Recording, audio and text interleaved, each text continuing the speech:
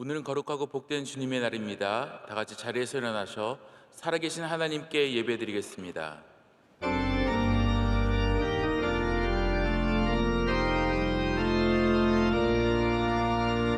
하늘에 계신 아버지, 이름 거룩하사 주님 나라 임하시고 뜻이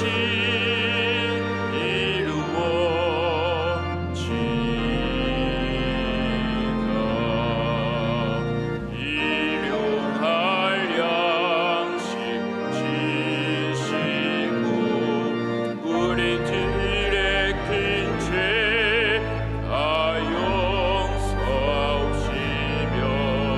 또 시험에 들게 마시고 악에서 구원하소서. 내게 주의 나라 주의 권세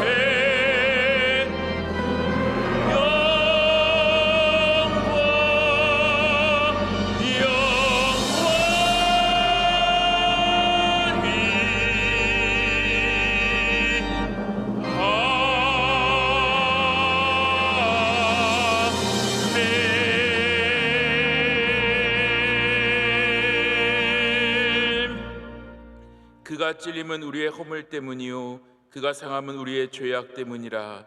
그가 징계를 받음으로 우리는 평화를 누리고 그가 채찍에 맞음으로 우리는 나음을 받았도다. 아멘.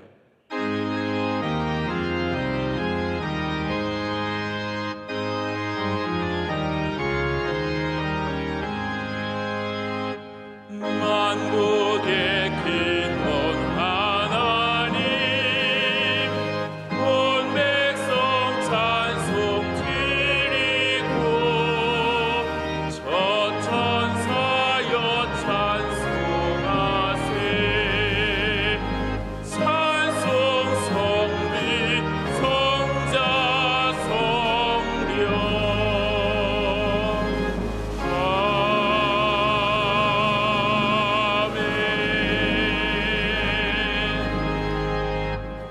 예배를 위하여 박용복 원로 장로님께서 기도 인도하시겠습니다.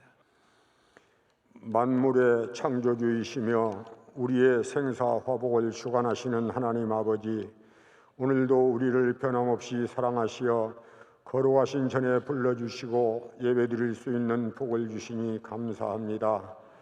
악하고 불의했던 모습 이대로 나왔사오니 우리의 허물과 죄를 용서하여 주시고 몸과 마음을 정결하게 하사 이 시간 드리는 예배가 아버지께 상달되는 예배가 되도록 인도하여 주시옵소서.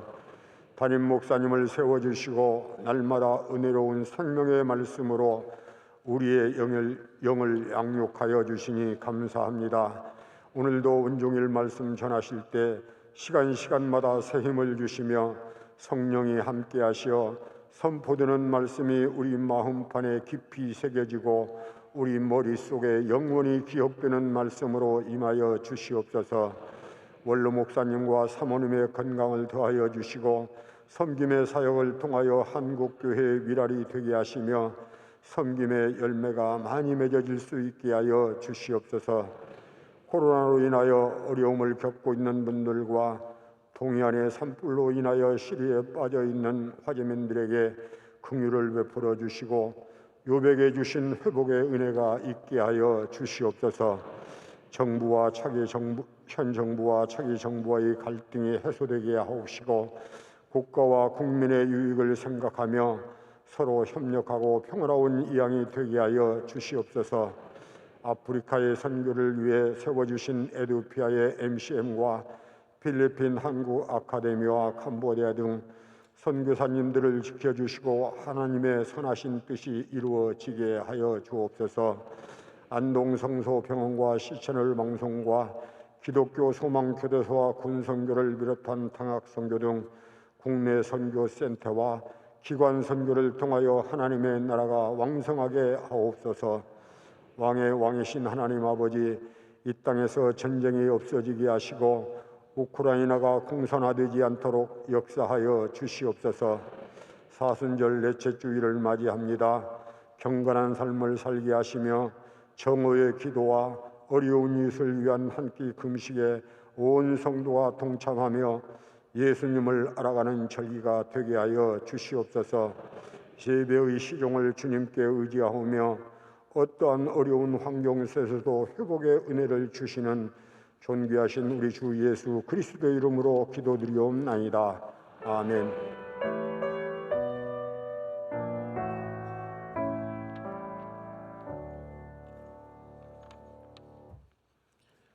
오늘 우리에게 주시는 하나님 말씀은 신약성경 사도행전 15장 22절에서 29절 말씀입니다. 신약 213면에 있는 사도행전 15장 22절에서 29절 말씀입니다. 이 말씀을 강재훈 윤선영 집사님께서 봉독해 주시겠습니다. 이에 사도와 장로와 온 교회가 그 중에서 사람들을 택하여 바울과 바나바와 함께 안디옥으로 보내기를 결정하니 곧 형제 중에 인도자인 바사바라 하는 유다와 실라더라.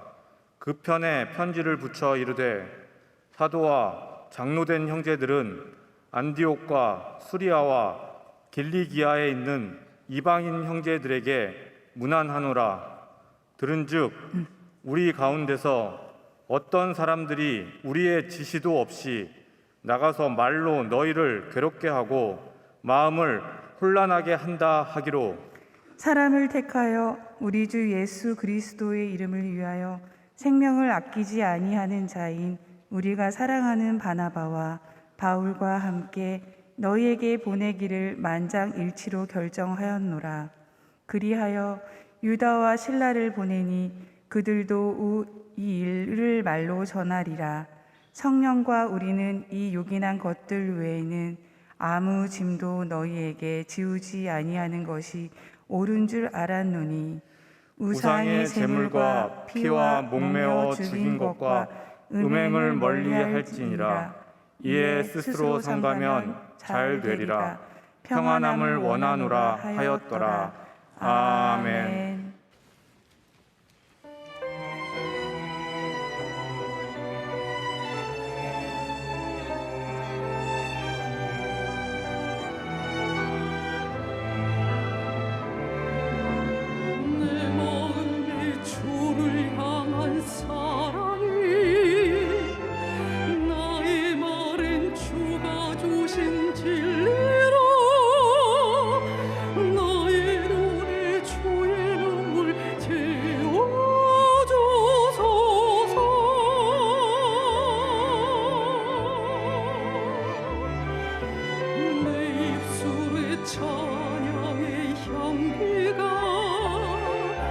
두 손에는 주를 닮은 섬김이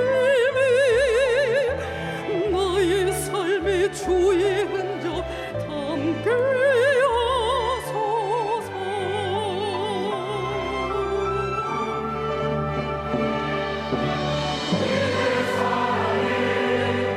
우리 함께하리 나의 길을 걷는 자의 삶을 사는 유혹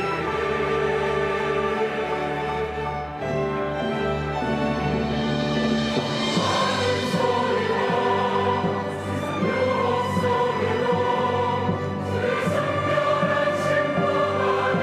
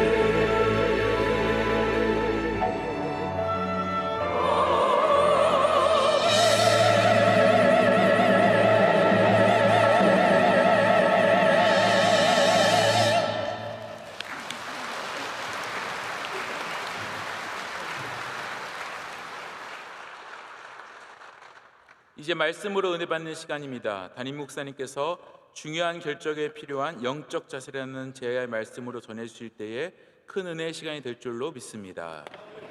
네, 하나님께서 찬양의 큰 영광 받으신 줄로 믿습니다. 제가 어떤 목사님에게 들은 이야기인데요. 그 목사님이 섬기시는 교회에는 미국 목사님이신데 아주 나이가 지긋하게 드신 지혜로운 아주 성공한 사업가가 있었다고 합니다. 이분은 유대인이었는데 나치의 유대인 캠프에서 살아남은 그러한 분이었습니다. 하루는 그 교회 안에 또 다른 젊은 사업가가 여러 가지 고민을 갖고 있는데 이분에게 좀 조언을 요청을 했습니다. 제가 어떻게 결정을 내리는 게 좋겠습니까? 라고 이렇게 물었더니 이 지혜로운 사업가가 말씀하시기를 혹시 그 문제가 shoe decision에 대한 문제입니까? 라고 물었다는 거죠. 이 shoe decision이라는 말은 신발 결정이라는 그런 말인데 이분의 삶에서 이분이 겪은 일을 통해서 갖게 된 그런 지혜였습니다. shoe decision은 뭐였냐면 이분이 어렸을 때 청소년이었을 때 갑자기 밤에 독일 군들이 밤에 집에 쳐들어와서 모든 식구들을 다 잡아갔다고 합니다. 잡아가는 도중에 자기가 본능적으로 내가 뭔가를 하나라도 그래도 챙겨가야겠다라는 생각이 들어서 목욕 가운을 입고 있는 그 안으로 신발 한 켤레를 따로 이렇게 챙겨서 갔대요. 참 청소년이 대단하죠. 하나라도 챙겨서 간 거예요. 캠프에 아주 어렵게 도착을 해가지고 그곳에 이렇게 아주 추운 곳에 배치가 되었는데 자기가 도착해서 보니까 자기 동네에 사는 또 다른 유대인 2명의 청소년도 같이 잡혀온 거예요. 근데 이 청소년들은 밤에 잡혀오느라고 그냥 맨발로 온 겁니다. 맨발로 왔는데 자기가 보니까 이 한겨울에 살아남으려면 신발이 있어야 되는 거예요. 뭐 거기서 캠프에서 신발을 나눠주는 것도 아니고 이 신발이 없으면 정말 아이들이 죽을 것 같은 거예요. 그래서 밤새도록 고민을 했다는, 누구에게 이 신발을 줘야 하는가.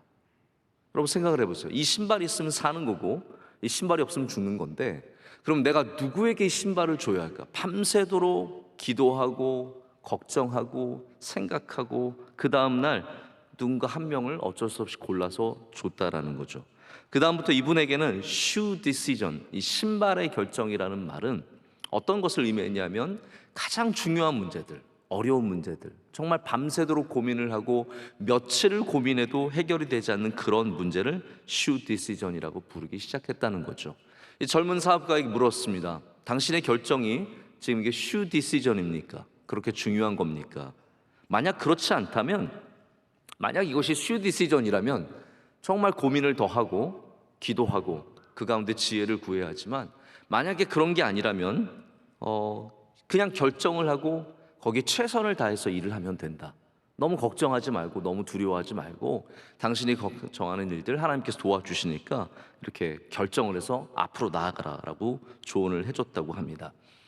여러분 우리 삶에도 shoe decision이 있고 그렇지 않은 것들이 있습니다. 중요한 결정들은 정말 몇 달을 함께 계속 고민을 해도 해결되지 않은 문제들이 있고 또 어떤 것들은 우리가 그냥 결정해서 앞으로 나아가야 되는 것들이 있습니다. 사람들은 날마다 무엇인가를 결정합니다. 아마 여러분들도 오늘 많은 결정들을 이미 내리신 겁니다. 코로나가 이렇게 번져가는 가운데 내가 주일에 교회를 나와야 할까라는 고민을 하며 결정을 해서 나오신 분들이 계시고 또 그래서 안 나오신 분들도 계실 겁니다. 또 어떤 분들은 내가 오늘 1부를 갈까 2부를 갈까 3부를 갈까 그런 결정을 내리시는 분들도 계실 거고 헌금을 얼마 할까 결정을 내리시는 분들도 있을 겁니다. 또 옷은 어떻게 오늘 교회에 입고 갈까 그렇게 생각했던 분들도 계실 겁니다. 이렇게 좀 단순한 결정들도 있지만 여러분의 삶에는 지금도 결정짓지 못하는 고민하고 있는 많은 것들이 분명히 있으실 겁니다. 저도 가끔 면담을 하다 보면 집사님들이나 뭐 이런 분들이 가져와서 목사님 저 어떻게 할까요? 이렇게 물어보시는 것들 가운데 야 이거 정말 결정 내리시기 참 힘들겠구나. 가야 할지 말아야 할지 해야 할지 말아야 할지 어떻게 해야 할지 굉장히 결정하기 어렵겠구나라고 생각이 들 때가 있습니다. 여러분 어려운 결정이라는 것이 그냥 단순히 어려움만 있어서 어려운 결정은 아닙니다. 좋은 것들도 어려운 결정들이 굉장히 많습니다. 다 좋은 거지만 결정을 하나 내리기가 참 어려운 거죠. 한 번은 어떤 집사님이 그 따님이 미국에서 음악을 공부를 하고 있는데 좋은 학교가 두 군데가 된 거예요. 여러분, 이것도 참 곤란한 문제예요. 하나가 되는 게 참 편합니다.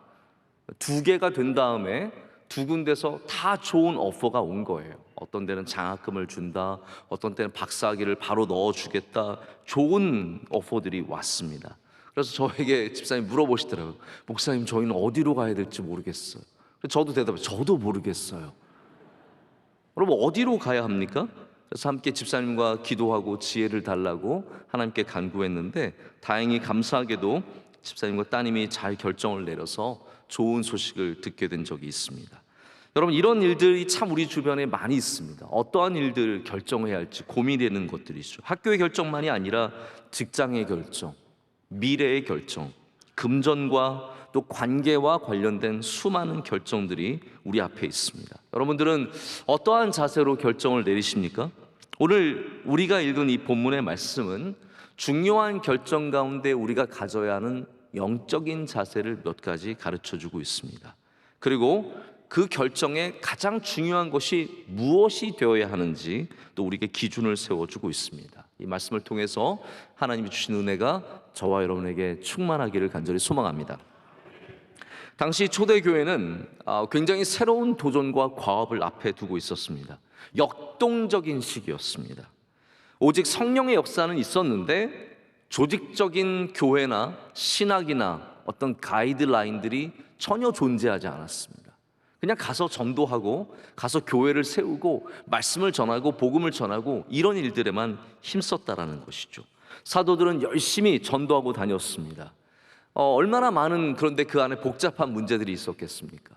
이걸 어떻게 해야 되는지, 성만찬을 어떻게 베풀어야 하는지, 수많은 일들에 대해서 교회가 결정을 내리는 거 상상만 해도 머리가 굉장히 아플 정도로 많은 결정의 문제들을 갖고 있었습니다. 그런데 그 중에 가장 심각했고 가장 중요했던 문제가 바로 오늘 사도행전 15장에서 다뤄지는 문제입니다. 이방인에게도 복음을 전할 수 있는가? 그렇다면 이방인들도 구원의 대상인가? 그러면 이방인들에게 복음을 전한다면 어디까지 전해야 하는가? 이게 굉장히 어려운 문제였다는 것이죠. 왜냐하면 당시에는 모든 것을 다 회당에서 말씀을 전했어요. 여러분께서 사도행전 12장부터 14장까지 말씀을 보시면 아시겠지만 바울과 바나바가 1차 선교 여행을 하면서 말씀을 전할 때는 유대인의 회당에 가서 말씀을 전했습니다. 유대인들을 대상으로 말씀을 전했고, 그렇기 때문에 구약 성경을 인용하면서 하나님의 말씀이 완성되는 것들을 가르쳐주면서 말씀을 전했어요. 근데 14장 마지막 부분에도 바울이 전하고 있지만 그들이 말씀을 전하다 보니까 어떤 일들을 겪게 되냐면 오히려 유대인들에겐 핍박을 받았어요. 유대인들은 그들을 쫓아내고 신성모독이라고 그들에게 돌을 던지고 그들을 때리고 핍박을 많이 했습니다. 근데 오히려 반대로 이방인들은 복음을 받아들이는 이 놀라운 경험을 하게 된 거예요. 그래서 이방인들에게 믿음의 문을 여셨다라는 그런 담대한 고백을 하게 됩니다. 자, 그런 가운데 또 하나의 문제가 생기죠. 바로 유대에서 내려온 교회 지도자들이 갈라디아서에서도 반복되는 얘기입니다. 뭐라고 얘기를 했냐면 할례를 받지 아니하면 너희가 구원을 얻지 못한다. 다시 말해서 할례를 받는다는 말은 유대인이 된다는 말이에요. 너희가 유대인이 되지 않으면, 유대교회에 입교하지 않으면 너희는 구원을 받지 못한다가 되어버린 것입니다. 바로 이것이 큰 교회 안에 다툼과 혼란을 일으키게 되었습니다. 이 문제를 해결하기 위해서 바울과 바나바가 파송을 받아서 예루살렘에 가서 예루살렘에서 공의회, 바로 교회들의 모임, 바로 이 야고보가 감독이 된 이 공의회에서 이 변론을 하게 됩니다. 먼저 바리새인들이 나왔어요. 여러분 아셔야 되는 것이 초대교회 교인들 중에서도 바리새파가 있었어요. 바리새파는 영원히 바리새파예요. 율법이 중요한 거예요. 그래서 이 사람들이 주장하는 것은 할례를 받지 않으면 그거 못 받는다, 이거였어요. 근데 거기에 베드로라고 하는 가장 중요한 교회 지도자가 중요한 발언을 하게 됩니다. 이것이 15장 전반부에 나오는 얘기예요. 베드로는 이미 하나님께서 고넬료를 통해서 이방인에게도 복음을 주신다는 것을 알게 되었습니다. 할렐루야. 그것을 체험하고 하나님의 말씀으로 받아들였기 때문에 가장 먼저 베드로가 기선제압을 합니다. 자, 하나님께서 믿음의 문을 그리고 복음의 길을, 구원의 길을 이방인의 길에도 열어주셨다는 것이죠. 많은 변론과 다툼이 오간 다음에 야고보가 거기에 대해서 결정을 내립니다. 그 결정을 내린 말씀이 오늘 29절에 나옵니다. 오늘 우리가 읽은 본문 전체는 이방인의 교회들, 유대인의 교회들에게 보내는 편지입니다. 이 편지 안에 어떻게 기준을 내리는지가 나옵니다. 29절에는 바로 이 네 가지를 금하죠. 우상의 제물과 피와 목매어 죽인 것과 음행. 바로 이 네 가지를 금하고는 나머지 율법은 멍에를 메우지 않겠다라는 것을 결정하게 됩니다. 이것이 굉장히 중요한 결정이 되어서 바로 이방인에게 복음의 문이 열리고 그리고 초대교회가 급성장하는 그런 은혜를 누리게 됩니다. 이 결정이 그만큼 중요했다는 것이죠. 근데 제가 지금까지 이제 이 배경을 말씀드렸는데 이 결정을 하면서 가장 중요한 말 한마디가 있습니다. 오늘 우리가 주제로 삼는 굉장히 중요한 말씀인데요. 28절의 말씀입니다. 우리 28절의 말씀을 한번 다 같이 읽겠습니다. 성령과 우리는 이 요긴한 것들 외에는 아무 짐도 너에게 지우지 아니하는 것이 옳은 줄 알았노니. 아멘. 자, 성령과 우리는 이 요긴한 것들 외에는, 다시 말하자면 이 네 가지 금하는 것들 외에는 아무 짐도 너에게 지우지 아니하는 것이 옳은 줄 알았다라고 하고 있습니다. 자, 우리와 성령에게 좋은 것이다라는 말이에요. 자, 이 말씀을 좀 더 풀어드리자면, 우리 한글 성경에는 이게 좀 명확하게 두드러지게 나타나지 않지만 다른 번역본들을 보면은 이 말씀이 가고 있는 방향이 정확하게 나옵니다. 그게 뭐냐면요, 바로 성령과 우리가 보기에 좋았더라예요. 28절의 말씀을 정확하게 읽으시려면 이 뜻입니다. 성령과 이 모든 것들을 하면서 그들 가운데 성령과 우리가 보기에 좋았다라고 하고 있습니다. 그래서 영어 성경에는 It seemed good to the Holy Spirit and to us라고 되어 있어요. 이것이 성령 보시기에 좋았고 또 우리의 보기에도 좋았다라고 하면서 결정을 내립니다. 자, 제가 오늘 여러 가지 말씀을 드리겠지만 결국 우리가 중심으로 잡고 있는 이야기는 바로 이겁니다. 여러분들의 결정에 무엇이 있어야 합니까? 성령이 보시기에 좋은 것이 있어야 합니다. 또한 나만이 아니라 이 잠깐만이 아니라 바로 우리의 삶 가운데 보기에 좋은 것이 함께 있어야 된다는 것이죠. 성령과 우리가 보기에 좋은 것이 될 때 여러분의 결정은 능력 있는 결정이 된다라는 말입니다. 다른 것들은 별로 그렇게 중요하지 않습니다. 때로는 아무것도 아닌 결정을 갖고 우리가 너무 매여 있을 때가 있습니다. 여러분, 자유해 주시기를 축복합니다. 옷 이거 입을까 별로 중요한 문제가 아닙니다. 정말로 중요한 문제에 있어서는 우리가 땀 흘려 기도하면서 눈물로 기도하면서 성령의 은혜를 구해야 하고, 나머지 것들은 하나님이 주신 지혜와 또 하나님이 주시는 은혜로 말미암아 우리가 앞으로 나아가면 된다라는 말입니다. 성경에는 아주 어려운 결정들을 내린 예들이 한도 없이 많이 있습니다. 제가 다 말씀을 드릴 수는 없고요. 제 머리에 떠올랐던 첫 번째 이야기가 룻의 이야기였습니다. 룻은 그의 남편이 죽었고 그의 시아버지도 돌아가셨고 이제 시어머니와 나오미와 홀로 되었습니다. 자, 그런데 룻은 시어머니와 함께 가기로 결정했습니다.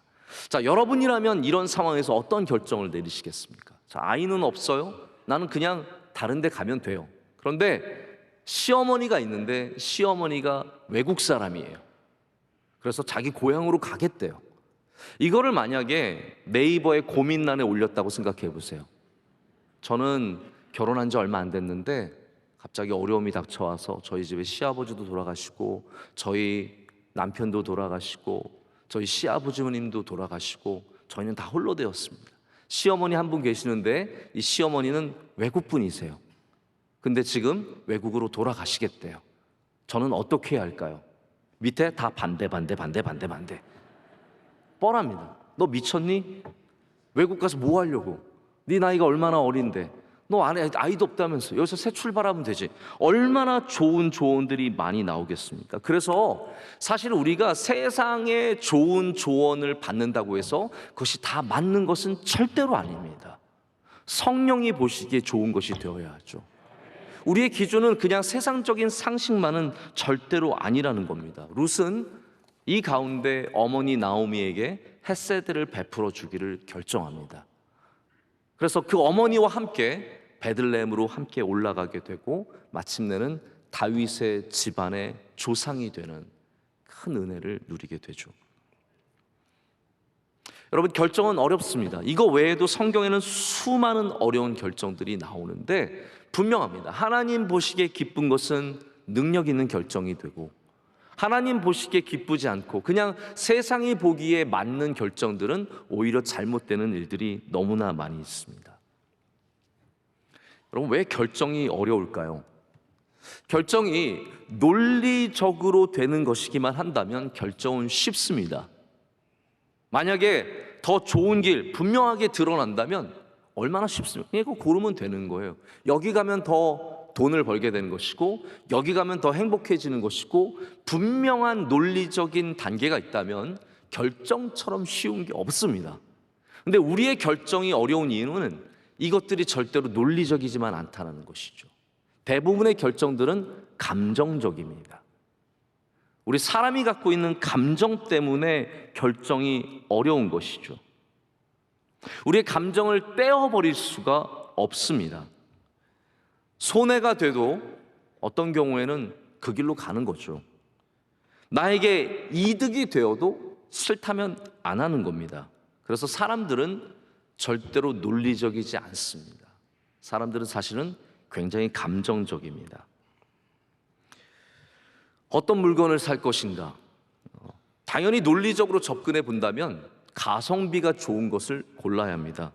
하지만 더 싸고 더 좋은 것이 있어도 내 마음이 가는 것을 사람들은 고르게 되어 있습니다. 감정이에요. 결혼의 문제, 여러분 남자를 2명 딱 세워놓고, 뭐 그런 경우는 없겠지만 남자를 둘 딱 세워놓고 논리적으로 보면 돼요. 누가 더 키가 큰가? 누가 더 덩치가 있는가? 아니면 누가 지금 돈을 더 잘 벌고 있는가? 누구 집안이 더 좋은가? 여러분, 얼마나 정확하게 논리적으로 볼 수 있는 근거들이 있을 수 있겠습니까? 하지만 사람들은 그렇게 접근하지 않는다라는 것이죠. 대부분의 문제들은 바로 감정의 문제 때문에 쉽지 않아지게 됩니다. 자신 있게 결정하라는 책이 있더라고요. 이 책에서 저자가 감정에 대해서 말하면서 감정은 우리의 결정을 방해하는 3가지 악당 중에 하나이다 라고 얘기를 합니다. 어떻게 감정을 배제할 것인가, 많은 얘기들이 있지만 제가 잠깐 읽으면서도 도움이 됐던 거 뭐냐면 10의 법칙이 있대요. 이건 오늘 말씀과는 전혀 상관없는 얘기인데, 10분 뒤에 내가 어떻게 느낄 것인가, 10개월 뒤에 어떻게 될 것인가, 10년 후에 이 결정이 나에게 어떤 의미를 가질 것인가, 이 10의 법칙을 가지면 조금 더 감정을 떼어놓고 접근할 수 있다라고 얘기를 합니다. 자, 그러면 다시 오늘 본문으로 돌아와서 예루살렘 공의회, 바로 이 교회 공동체에 찾아온 이 심각한 문제를 이 사람들은 어떻게 결정했습니까? 그냥 감정만으로 결정하지 않았습니다. 다툼이 있었을 때 감정적으로 흘러가기가 얼마나 쉽겠습니까? 혹은 우리 진영의 문제, 우리 편은 맞고 너네 편은 틀리다, 이런 문제로도 접근하지 않았습니다. 우리 여러분, 대한민국의 지금 문제의 핵심에는 진영 논리가 너무 강하게 자리를 잡고 있습니다. 우리 쪽은 맞고 너희 쪽은 틀리다.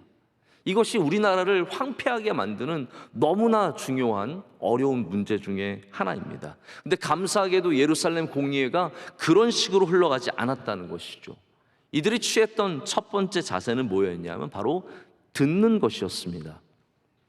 사도행전 우리가 읽진 않았지만 15장 6절과 7절을 보면 사도와 장로들이 이 일을 의논하러 모여 많은 변론을 했다라고 적고 있습니다.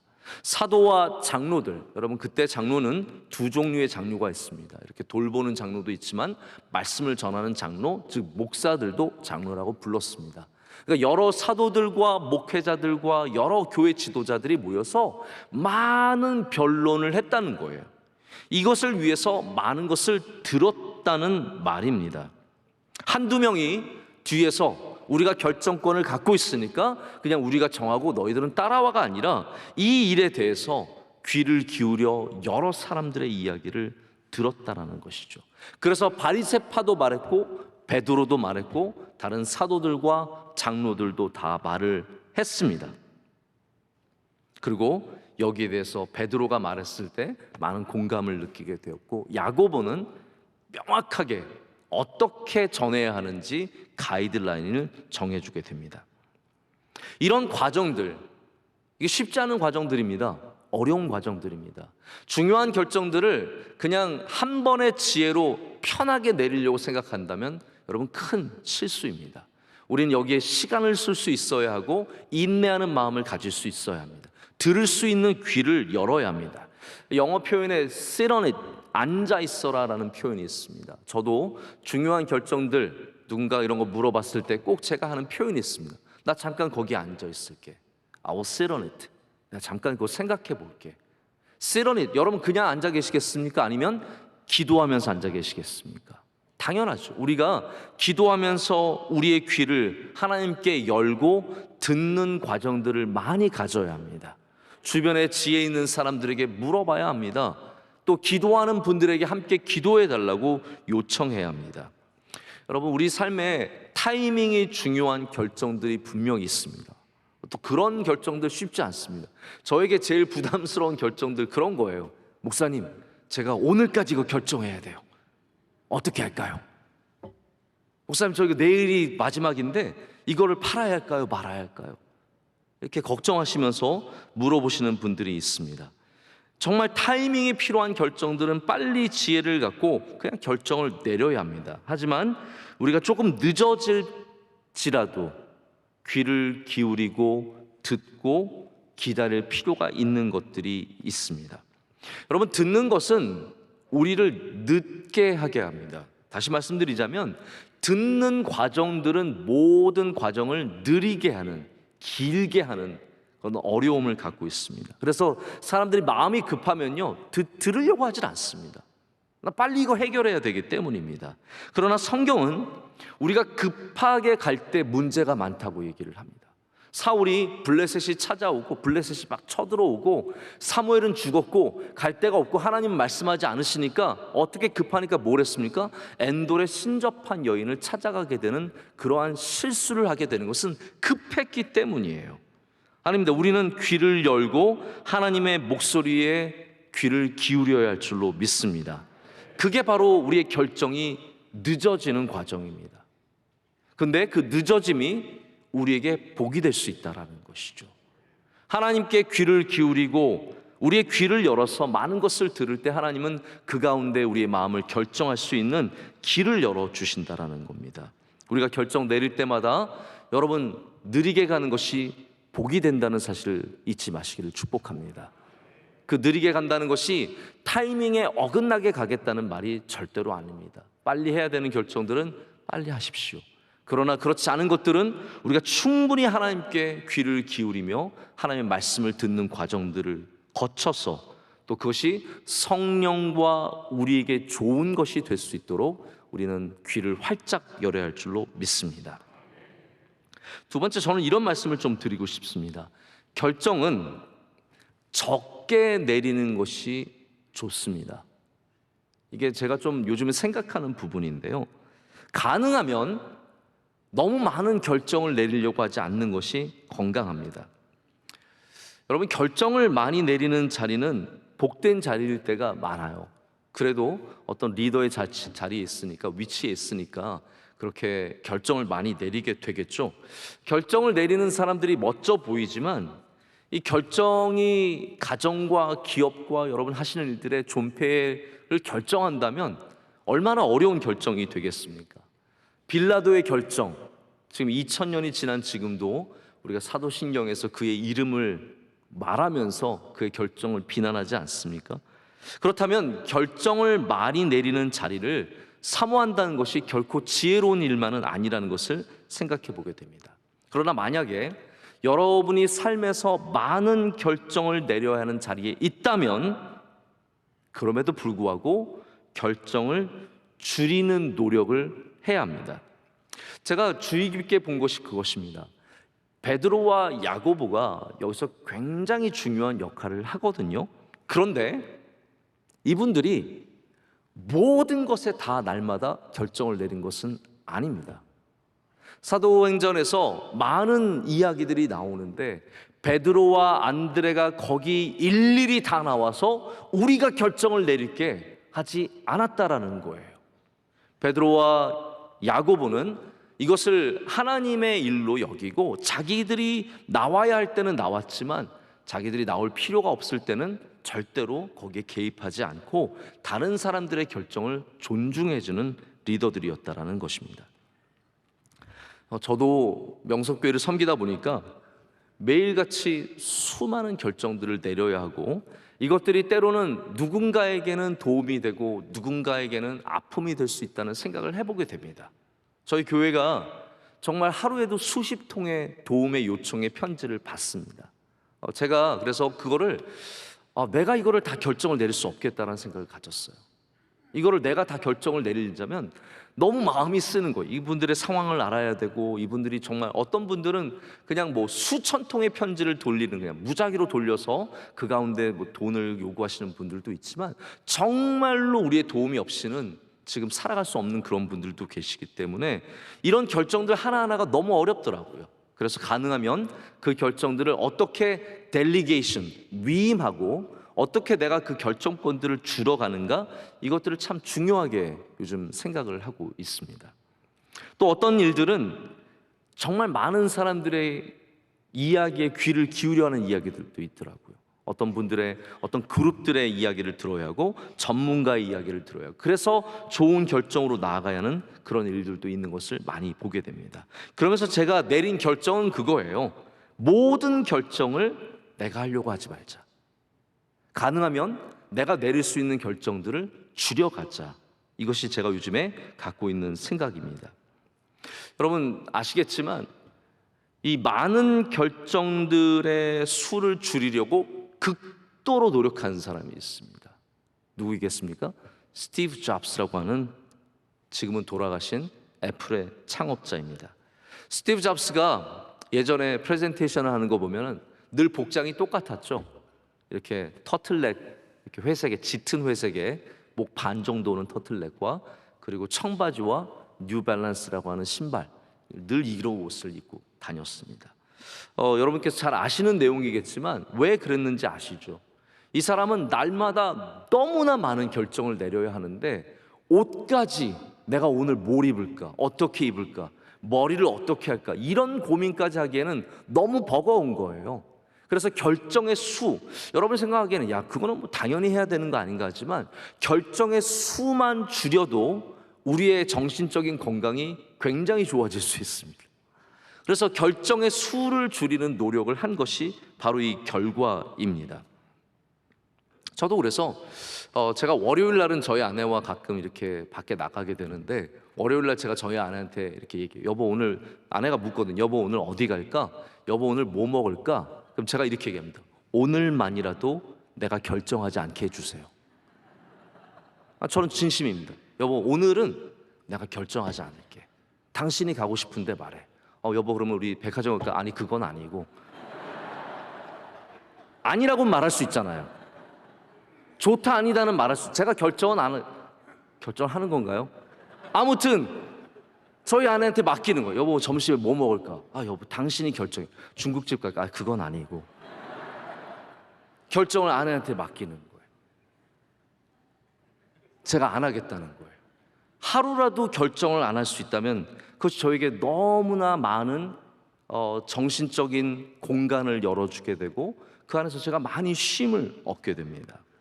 여러분 우리가 영적으로 결정을 내릴 때 우리의 결정이 우리에게 있지 않고 하나님에게 있다는 것이 여러분 그것이 얼마나 큰 은혜인지 모릅니다. 결정을 줄이라고 제가 말씀을 드리는 이유는 그냥 단순히 여러분의 삶에 결정을 내리는 횟수를 줄이라는 것만이 아니라 우리의 결정을 하나님께 맡길 수 있는 담대한 마음이 있어야 된다는 것입니다. 그것이 사실은 궁극적으로 우리 결정의 수를 줄일 수 있는 가장 좋은 방법입니다. 우리 명성교회가 우리가 결정해서 여기까지 온 것이 절대로 아닙니다. 우리 인간의 머리로 좋은 것들을 결정해서 논리적으로 혹은 감정적으로 혹은 모여서 회의해서 우리가 결정해서 여기까지 온 것이 아니라 바로 하나님께서 길을 열어주셔서 여기까지 오게 되었습니다. 원로 목사님이 처음에 쫓겨나서 명일동으로 오신 거 그거 우리의 결정이 아니었습니다. 여기에 터를 잡은 것도 우리의 결정이 아니었습니다. 하나님께서 주신 결정들이 우리에게 은혜가 되었고 여기까지 오게 되는 힘이 되었습니다. 그렇기 때문에 내가 모든 것을 결정해야 한다는 교만함을 내려놔야 된다는 것이죠. 하나님께서 주시는 일들을 감사함으로 받으면 버릴 것이 하나도 없는 줄로 믿습니다. 자, 한 가지만 더 말씀을 드리고 맺고자 합니다. 성령님과 우리에게 좋은 것이 되기 위해서 우리가 가져야 하는 또한 영적 자세는 하나님께는 좋은 길이 있다는 믿음입니다. 다시 말씀드립니다. 하나님께는 좋은 길이 있다. 그것을 믿으셔야 됩니다. 모든 곳에는 길이 있습니다. 특별히 하나님은 성경에서 길을 내시는 분으로 스스로를 드러내십니다. 그런데 우리의 결정은 굉장히 근시안적이고 제한적인 때가 많은 것 같습니다. 오늘 말씀에 이방인에게 복음을 전하는 일에 대해서 굉장히 단순하게 접근하자면 이렇게 물어볼 수 있습니다. 자, 그래서 이방인에게 구원이 있다는 말이에요? 없다는 말이에요? 둘 중에 하나 고르세요. 여러분, 여기에 대해서 투표를 했다면 그냥 굉장히 단순하게 그리고 양자택일로 가기 쉽습니다. 자, 고르세요. 이방인에게 복음을 전할 수 있습니까? 없습니까? 할례를 하라는 겁니까? 말라는 겁니까? 우리 대부분 우리 사람들이 갖고 있는 결정은 이런 식으로 가기가 쉽습니다. 하라는 거예요? 말라는 거예요? 살아요? 말아요? 여기로 가요? 저기로 가요? 우리는 굉장히 양자택일로 모든 결정을 줄이고 그 안에서 골라야 한다고 생각을 하죠. 그런데 감사하게도 야고보는 그렇게 접근하지 않았습니다. 야고보는 구원을 있다 없다 할례를 하라 말라가 아니라 전혀 다른 방향으로 가게 됩니다. 먼저 야고보는 이방인에게 복음이 전해질 수 있는 말씀의 근거를 댑니다.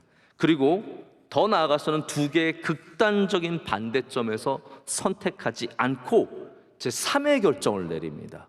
그것이 무엇입니까? 오늘 이 네 가지 외에는 짐을 지우지 않고 이방인에게 복음의 길을 열어주겠다였습니다. 이거는 어떻게 보면 전혀 다른 방식의 문제 해결이었다는 것이죠. 여러분, 우리의 삶에 때로는 죽거나 살거나 헤어지거나 살거나 직장을 그만두든지 다니든지 이렇게 둘 중에 하나로 축소시키는 결정들이 굉장히 많이 있습니다. 하지만 성경은 항상 우리에게 다른 길이 있습니다 라고 말합니다. 바다에 빠져 죽거나 아니면 군대와 싸워 죽거나 였지만 하나님께서는 바다의 길을 열어주셨잖아요. 또 다른 길이 있다는 것을 우리가 늘 생각을 해봐야 합니다. 그래서 하나님에게는 길이 있다는 것을 믿으셔야 돼요.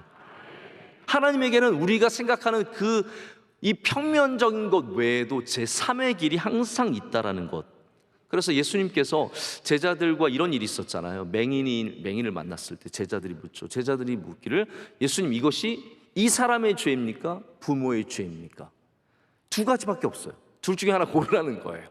예수님, 이게 이 사람이 죄를 지어서 눈이 먼 겁니까? 아니면 부모가 죄를 지어서 눈이 먼 겁니까? 주님은 제3의 대답을 내놓으십니다. 무엇입니까? 하나님께서 영광을 받으시려고.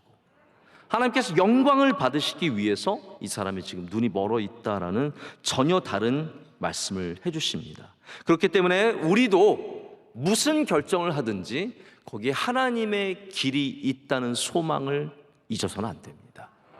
양자택일만이 아니라 거기에 하나님의 길이 있다는 것을 기억하신다면 거기서 하나님께서 영광을 받게 되실 줄로 믿습니다. 저는 오늘 말씀 여기서 맺는데요. 여러분들이 뭐 듣기만 하면 이 세 가지 방식만 적용만 하면 뭐 무슨 길이든지 열리는 그런 말씀은 제가 아니라고 생각을 합니다. 다만 우리의 모든 결정이 성령님이 보시기에 좋고 우리가 보기에 좋은 영적인 자세를 갖기 위해서는 이런 것들을 꼭 한번 생각해 보시라는 거예요. 듣는 것, 할렐루야, 듣는 것이 참 중요하다는 것을 우리는 말씀을 통해서 다시 한번 생각해 보게 됩니다. 또한 우리가 결정을 내리는 것에 있어서 너무 모든 것들을 다 결정하려는 욕심들을 내려야 한다는 것, 그것이 굉장히 중요하다는 것을 말씀드렸고, 또한 하나님께서 또 다른 길을 갖고 계시다는 그것에 대해서도 한번 생각해 보시라는 거죠. 감정만으로 결정을 내리셨던 분들이, 혹은 내 몸의 컨디션만으로 결정을 내리셨던 분들이, 내 가족만 중심으로 생각하면서 결정을 내렸던 분들이, 혹은 내게 이익이 되느냐 되지 않느냐의 문제로만 결정을 내렸던 분들이, 우리 모두가 성령님께서 좋아하시는, 기뻐하시는, 보시기에 좋은 결정으로 나아가시기를 축복합니다. 그럴 때 우리 삶에서 중요한 문제에 답을 구하신 여러분에게 하나님께서 우리가 기대하지 못했던 새로운 길을 열어주시고 그 가운데 우리를 선하게 이끌어 주실 줄로 믿습니다. 기도하시겠습니다. 하나님 아버지, 감사합니다.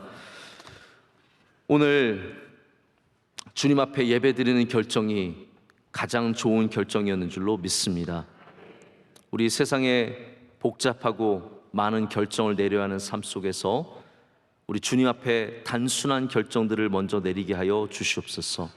우리 바뀔 수 없는 결정들, 예배를 지키고 기도하고 말씀을 붙잡고 영적으로 사는 이 결정들을 놓치지 않도록 은혜 내려 주시옵소서. 또한 하나님, 우리의 모든 결정들이 성령께서 보시기에 또 우리가 보기에 좋은 결정이 될 수 있도록 하나님, 우리를 선하게 인도하여 주시옵소서. 이 모든 것을 주님께 믿음으로 고백하며 예수님의 이름으로 기도드립니다. 아멘.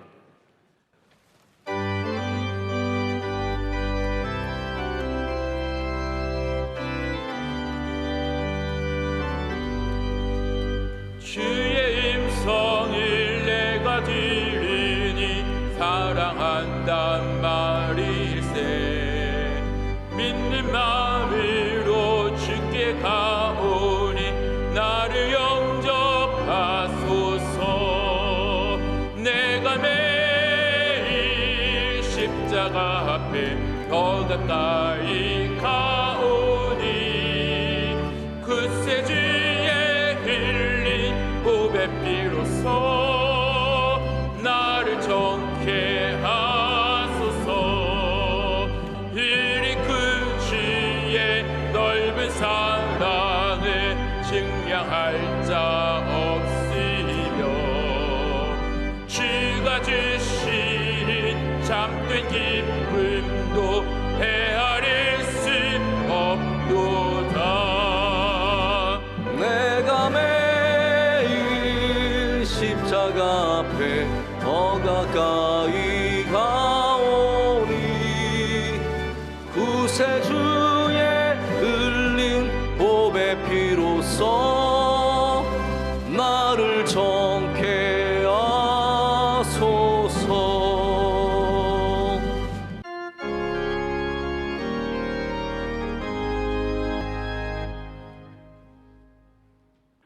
지금은 우리 죄를 위하여 죽으시고 부활하셔서 기도하시며 다시 오실 우리 주 예수 그리스도의 은혜와 우리를 자녀로 삼으시고 평생토록 동행해 주시는 우리 아버지 하나님의 극진하신 사랑과 우리 삶의 좋은 결정을 하도록 지시하시고 가르쳐 주시고 순종케 하시는 보혜사 성령님의 교통하심이 오늘 예배드린 모든 성도들과 그 가족들과 명성교회, 한국교회와 우리나라 민족 위에 이제로부터 영원토록 함께 계시기를 축원하옵나이다.